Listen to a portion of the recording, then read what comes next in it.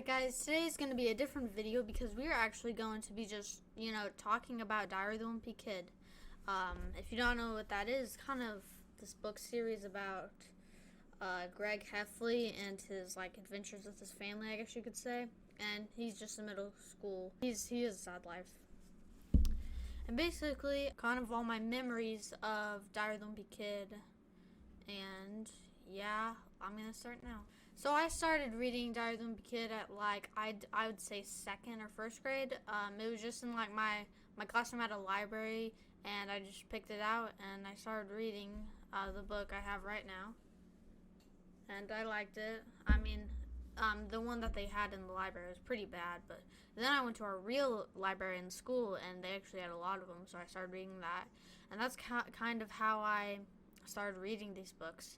And I did enjoy them, and I think I finished the series maybe a year after or something. I'm a pretty fast reader, and then I just kept reading them every time they came out or every time a new one came out. And I always thought it was cool if one of these books had a poster in it or something. And I watched the movies. The movies are pretty good. I mean, I'm excited for the new one on Disney Plus. And I think my favorite book is probably the one I'm holding in my hand right now, Long Haul. I don't know why. Maybe that or The Getaway. But all of these books are pretty good. Although some of them are pretty dumb, like the plot. And I do see the thing with Greg being a sociopath because he does manipulate Rowley. Oh, speaking of Rowley, I have read his books, but this is the Diary of the Wimpy Kid's the main series time, so I'll just stay on topic of him. And I feel like Jeff Kennedy's such a good writer. I actually met him when on vacation, and he was pretty nice. If you go into his little office or whatever, he just has tons of Diary of the Wimpy Kid books that are from China to Asian to just tons of different languages. They look pretty cool. And I'm pretty sure I do have all of them. Let me check. Yeah, I do have all of them.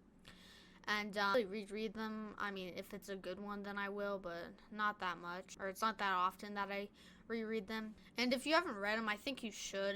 They're pretty good. And they're not that expensive. If you went on Amazon, I think they're a few bucks, depending on how old they are.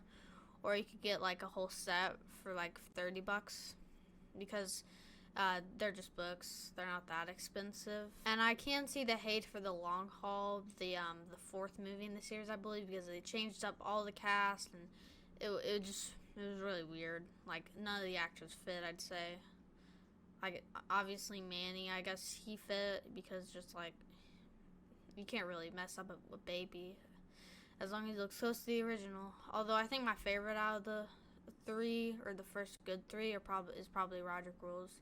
Although I have seen that one a lot, so right now I like Dog Days more, just because it's the one I haven't seen that often. And the original cast for the original movies were really good. I think all of them did the perfect part they played, especially Greg's dad. He did a phenomenal role. And I feel the mom was pretty good casted, and Greg was a really good cast, and Roderick was pretty good. A lot of people like that actor, and he was pretty good as just being Roderick. So I was kind of sad when he wasn't in Diary of the Wimpy Kid: The Long Haul. Some of my favorite parts were when it was the Diary of the Wimpy Kid was animated in the movies, because it was really weird seeing the book moving and being animated and stuff.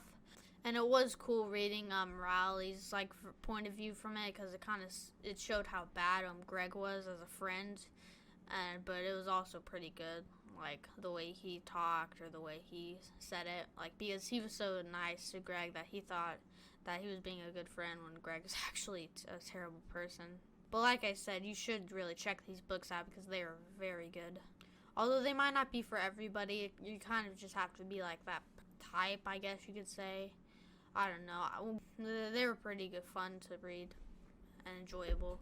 It's not this is inappropriate, because I mean, obviously it's about this middle school kid, so it's not appropriate, or it's not inappropriate at all. So I think any age would be fine, I guess.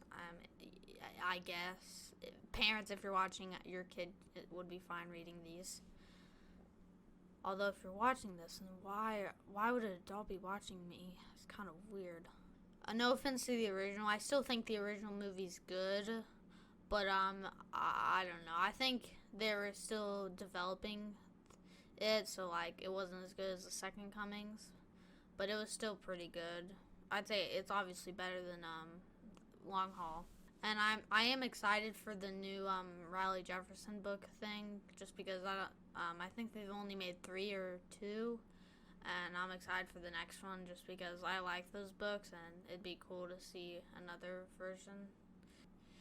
And I don't know why, but I was kind of annoyed by the mom and how like she was like too perfect of a mom. Like she was like that, like you go outside and like read a book and like all that what a good mom should be or what a mom is really like stuff. So she was a pretty good mom. And yeah, I can't wait for the next Diary of the Wimpy Kid book. It's probably gonna be really good.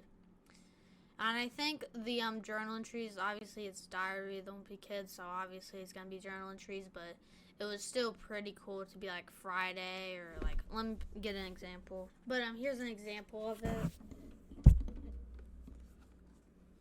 As you can see, it says like Sunday. And I always thought that was like a cool thing that they did to make it like more like it's an actual diary instead of just like a normal book. So yeah, I always thought that part was cool.